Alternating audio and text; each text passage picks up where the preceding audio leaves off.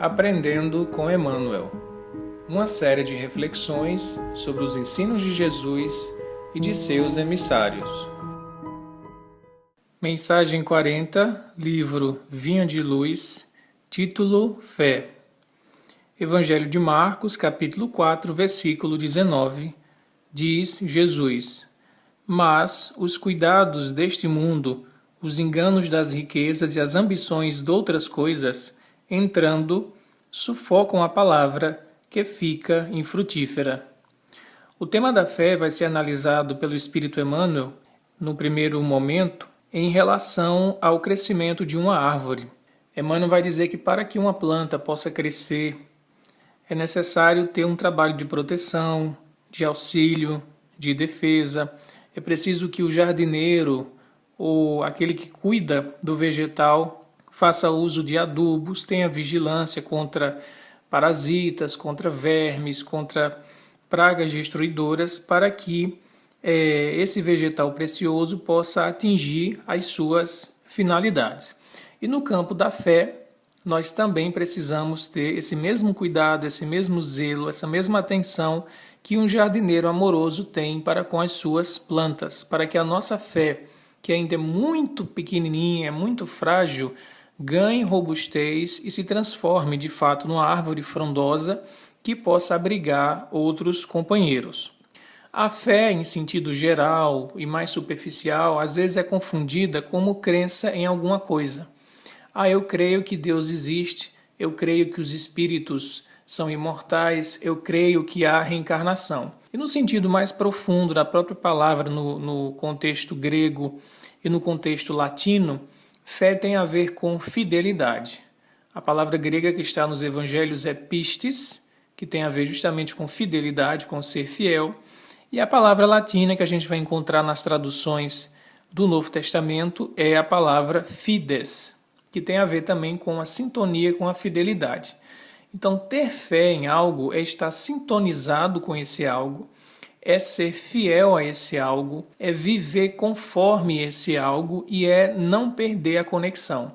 É como se a gente imaginasse um rádio que sintoniza uma determinada frequência e ele consegue se manter nessa frequência para captar a onda que a estação emissora emite e ele está sempre recebendo o conteúdo da estação emissora. No nosso caso, Deus seria essa grande, cósmica, infinita estação emissora de vida para todas as suas criaturas e nós seríamos os rádios receptores para que possamos, então, com a vitalidade divina, exercer o nosso trabalho, desenvolver a nossa inteligência, desenvolver os nossos sentimentos e conquistar esse patrimônio espiritual que nos está reservado.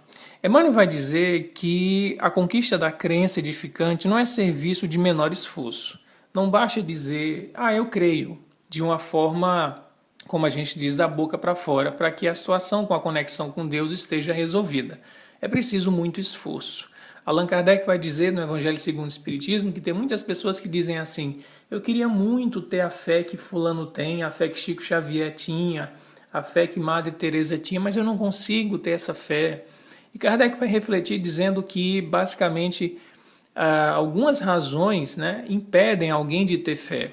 A maior delas é o orgulho, é não aceitar que há um Criador, que há um ser superior à própria criatura humana. Em outras situações, há caso mesmo de preguiça, de a pessoa até ver os fenômenos espirituais, até ter um raciocínio mais aprimorado e perceber que no universo há um conjunto de leis, que há uma harmonia, que tem que haver uma inteligência superior, mas a pessoa não trata aquilo com a devida seriedade, não quer assumir um compromisso, porque assumir esse compromisso de que há um ser criador, de que o universo é um sistema organizado, um sistema que tem uma autorregulação para o bem e que todos dependem de todos, é você ter uma mudança de postura de vida. E muitas pessoas não querem sair da sua vida cômoda, egoísta e tradicional. Então Kardec vai analisar isso no Evangelho segundo o Espiritismo, a questão da fé que não se transfere para outra pessoa, não há transfusão de fé.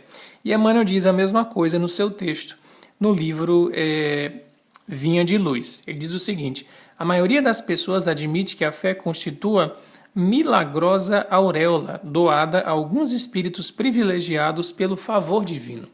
Ora, se assim fosse, Deus seria injusto. E nós aprendemos no Espiritismo que Deus é soberanamente justo e bom. É um dos atributos que Allan Kardec escreve no Livro dos Espíritos em relação a Deus, o de ser soberanamente justo e bom, além de ser eterno, imutável e imaterial. Então, se Deus é soberanamente justo e bom, ele não poderia dispensar de uma forma gratuita, né, uma espécie de graça especial, a algumas pessoas a virtude da fé e privar outras pessoas de ter essa virtude, porque essa virtude só faz bem. Kardec fala também no Evangelho segundo o Espiritismo que há a fé humana e a fé divina. E a fé humana nos auxilia e é a grande mola de força de vontade para a gente superar os nossos compromissos e os nossos obstáculos materiais. O nosso ganha-pão, a nossa profissão, os concursos que a gente exerce, os desafios de sobrevivência, de cuidar da prole, de manter uma família unida, de adquirir recursos materiais que nós precisamos para o desenvolvimento do espírito. Tudo isso é fé humana. E ela é muito boa. E há um ditado popular que diz, né? Andar com fé eu vou, porque a fé não costuma falhar. Então, quem não tem fé, que essa força interior, vai cair diante dos sofrimentos. E divinamente falando, né, no aspecto espiritual, há essa fé que é a conexão com o Criador. Então, só há benefícios. E se só há benefícios, não faria sentido Deus escolher privilegiados para ter essa fé e deixar outras pessoas sem ela. E Allan Kardec vai mostrar no Evangelho segundo o Espiritismo que não é um problema de Deus em relação às criaturas, mas sim um problema das criaturas em relação a Deus. As criaturas que não procuram se aproximar de Deus pelo conhecimento, pelo sentimento e pela vivência da fraternidade, que são os caminhos que nos levam a purificar o nosso coração, e pelo coração purificado a gente consegue sentir o Criador. Emmanuel diz o seguinte: a sublime virtude, né, no caso a fé, é construção do mundo interior, em cujo desdobramento cada aprendiz funciona como orientador, engenheiro e operário de si mesmo. Vejam que interessante. Construção do mundo interior. Então, eu sou, ao mesmo tempo, um orientador do projeto, eu sou o engenheiro que desenha o projeto e eu sou o operário. É 3 em 1, para que a fé, que é esse combustível divino, essa conexão divina dentro de mim, possa realmente estar desenvolvida e viva no meu interior. Depende de mim. Tudo depende de mim, porque da parte de Deus já está tudo disposto. A natureza já dispõe a todos nós os recursos. Cabe a mim, pela minha vontade, pelo meu livre-arbítrio, tomar uso desses bens que a natureza nos dá para que eu possa trabalhar, então, em mim mesmo e desenvolver a fé. E como Jesus disse na citação que nós trouxemos aqui junto com Emmanuel de Marcos, há alguns obstáculos para que essa árvore, né, na simbologia do Emmanuel, cresça, para que essa planta da fé ganhe altura, ganhe robustez e ganhe frutos. Quais são esses obstáculos?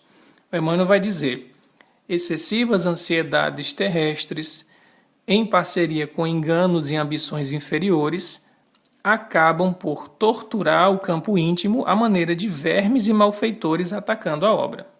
Então, se nós formos pessoas muito preocupadas com as questões materiais, se o nosso olhar só se volta para atender ao imediatismo, as nossas ambições inferiores, de satisfação de desejos, de posse, de cobiça, de usufruir prazeres materiais, a fé não vai crescer. Porque tudo isso, como Emmanuel diz, é, na verdade, verme e malfeitor atacando o crescimento da planta da fé, ou da árvore da fé. Não há como entrar em sintonia com Deus se a minha visão, se a minha vibração está aqui no terra a terra. Eu tenho que mudar a sintonia do meu rádio para uma estação mais alta para que a minha frequência atinja as frequências divinas. Se eu só vibro e só tenho interesse em coisas materiais, como é que eu vou alcançar a Deus? Não tem como. É uma questão até, a gente fazendo analogia com a física, né? Não tem como você entrar em sintonia com a estação superior se você só vibra numa frequência baixa, né? Então é preciso realmente se guardar e se precaver desses vermes. E Emmanuel vai dizer, já no final do seu texto, que o coração humano é receptivo tanto quanto a terra. Então todos nós temos no nosso interior esse campo de trabalho, de cultivo para dar frutos para as virtudes e para a vivência do amor. E nós precisamos tratar essa planta divina com muita ternura e com instinto enérgico de defesa. Então veja só, é preciso ter atenção. Jesus fala, sede prudentes como as serpentes e mansos como as pombas. Então não é só você adquirir aquele aspecto de sentimentalismo, de não, a fé é algo assim, de um modo piegas, de você ficar num aspecto meloso. Isso não é fé. Fé é força, fé é vontade, fé é determinação, fé é eleger uma meta e trabalhar por essa meta. Por isso que Emmanuel fala, instinto enérgico de defesa, porque vão vir salteadores, vão vir vermes, vão vir malfeitores. O nosso mundo de provas e expiações é caracterizado pela predominância do mal. Não nos enganemos perante isso. Jesus advertiu seus discípulos e nós, enquanto discípulos ou candidatos a discípulos, precisamos também estar alertas para que a nossa fé não enfraqueça, não esfrie com as tempestades do mundo. E Emmanuel termina dizendo o seguinte, ninguém pode, pois, em sã consciência, transferir de modo integral a vibração da fé ao espírito alheio, porque realmente isso é tarefa que compete a cada um.